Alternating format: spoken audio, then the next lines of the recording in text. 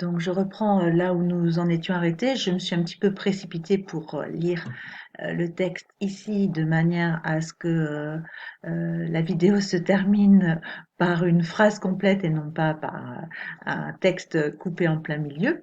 Donc notre idée, c'est de voir comment on cohabite sur cette île entre les activités traditionnelles et la pêche et comment l'activité de tourisme a peut-être transformé les paysages de l'île Maurice. Tout à l'heure, on nous parlait des pêcheurs de Calodine. Donc voici ici un des complexes hôteliers construits justement à Calodine, sur la côte ouest. Donc vous voyez les aménagements qui sont faits. Eh bien, les espaces sont privatisés par les hôtels. Hein. Donc là, par exemple, la plage, on ne peut pas y aller si on ne fait pas partie de l'hôtel. On construit des digues pour faire accoster les bateaux.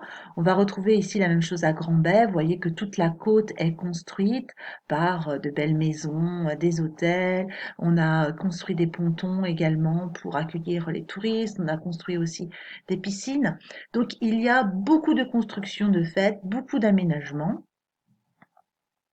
Et donc, je reprends plus tranquillement la fin du texte. En une quarantaine d'années, le tourisme a bouleversé et reconstruit cet espace, transformant son économie, ses paysages, les modes de vie de sa population et ses mentalités. Cette évolution se traduit par une urbanisation rapide et incontrôlée, grignotant ainsi l'espace intérieur. Donc, le tourisme apporte des emplois, bien sûr. On en a parlé, enfin, on a vu dans le texte précédent que notre habitante disait que bien sûr le tourisme apporte des emplois, mais ça transforme, ça bouleverse toute la population et parfois pas pour de bonnes choses. Ça peut être incontrôlé avec des constructions pas forcément jolies et qui détruisent l'environnement. Sur notre carte mentale, on peut rajouter ces deux choses. Transformation du paysage avec parfois une urbanisation incontrôlée. Et puis, deuxième chose, des conflits d'usage. Par exemple, le tourisme va nuire à la pêche, empêcher que la pêche se passe correctement. Alors tout ça est d'autant plus embêtant que c'est un espace fragile, l'île Maurice. Donc vous voyez que là, on s'attaque à la dernière partie de notre carte mentale, préserver et protéger un espace fragile. Le texte que je vous propose va nous parler du changement climatique. Vous savez qu'avec l'augmentation des températures, il y a des impacts sur la vie quotidienne. Et donc ici, on va faire un petit peu le point sur les impacts qui touchent l'île Maurice. Le ministère de l'Environnement souligne que les impacts liés au changement climatique se font déjà sentir à Maurice, notamment une hausse accélérée du niveau de la mer de 5,4 mm par an, l'aggravation de l'érosion côtière, l'augmentation de phénomènes climatiques extrêmes, cyclones, tempêtes. Suite aux marées de tempête ou à la montée du niveau de la mer du fait des inondations, les éléments suivants sont identifiés à risque. 19 à 30 km² de terres agricoles, 5 à 70 km² d'endroits bâtis, 2,4 à 3 km d'autoroutes, 8 à 19 km de routes principales et 68 à 109 km de routes secondaires. Donc ici, on fait part de menaces. Qu'est-ce qu'on a qui pourrait vraiment venir gêner la vie quotidienne des Mauriciens? Eh bien, avec le changement climatique, on a une hausse du niveau de la mer. Alors, ça paraît peut-être pas impressionnant, 5,4 mm par an, mais vraiment, on rappelle que les hôtels sont vraiment en tout bord de mer et donc c'est les premiers impactés. L'activité économique pourrait être impactée. Deuxième chose, il y a l'érosion côtière qui est en train de devenir de plus en plus grande. C'est-à-dire que les terres en contact avec la mer sont détruites par des vagues, des courants marins, les constructions. Donc le littoral, qui est quand même le point fort de l'île Maurice, est en train de reculer. Et puis, il y a de plus en plus de phénomènes climatiques, on nous dit extrêmes, très forts, comme des cyclones, des tempêtes qui peuvent détruire des habitats ou des installations.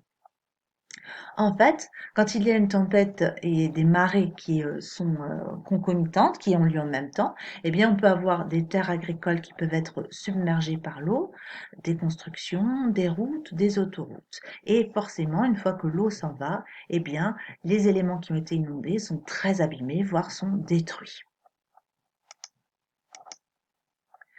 Que faire pour éviter l'aggravation encore de cette érosion côtière? Une des solutions envisagées, c'est de préserver le littoral en plantant des arbres. Alors on ne plante pas n'importe quel arbre sur un littoral, surtout quand la mer monte au moment des marées. On plante des arbres qui forment ce qu'on appelle une mangrove. Ce sont des forêts avec des arbres adaptés au milieu marin, c'est-à-dire que les racines peuvent supporter l'eau salée et vont permettre aussi d'accueillir des poissons ou des animaux ou d'autres plantes très importants qui vont protéger le littoral et faire en sorte qu'il soit moins abîmé, qu'il soit moins érodé.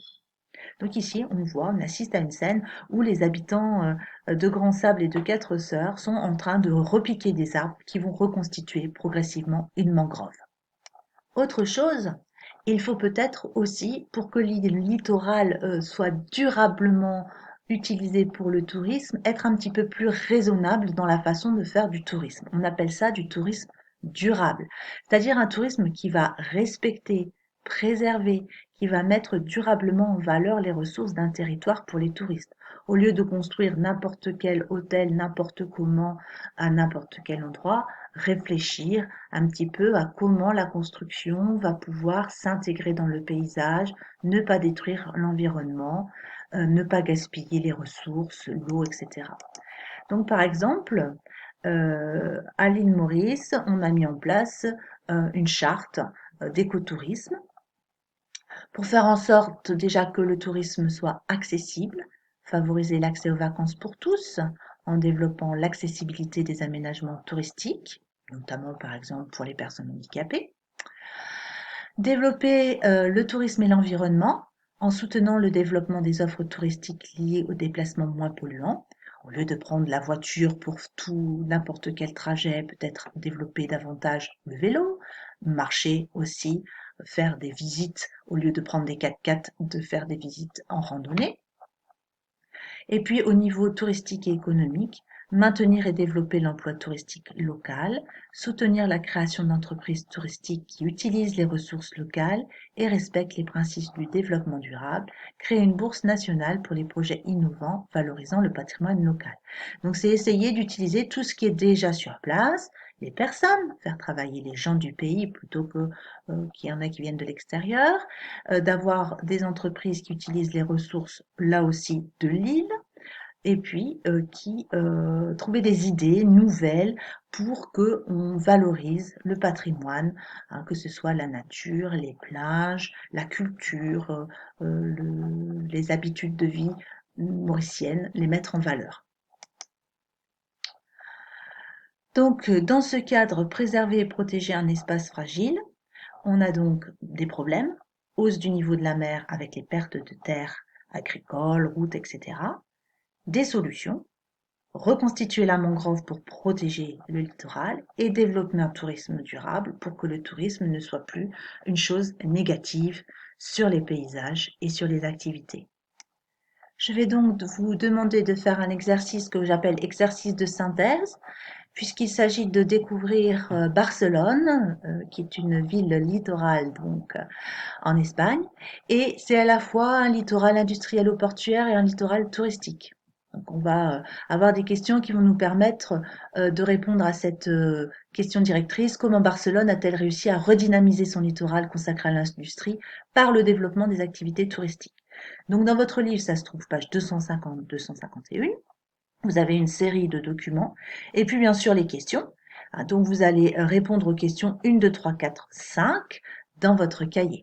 Donc la vidéo, la carte mentale et ces 5 questions, c'est votre travail pour toute la semaine. Et puis donc je reviendrai vers vous la semaine prochaine ou à la fin de la semaine plutôt pour vous livrer la correction. Et puis en semaine prochaine, on commencera un nouveau chapitre d'histoire. Voilà, bon courage et à bientôt. Au revoir.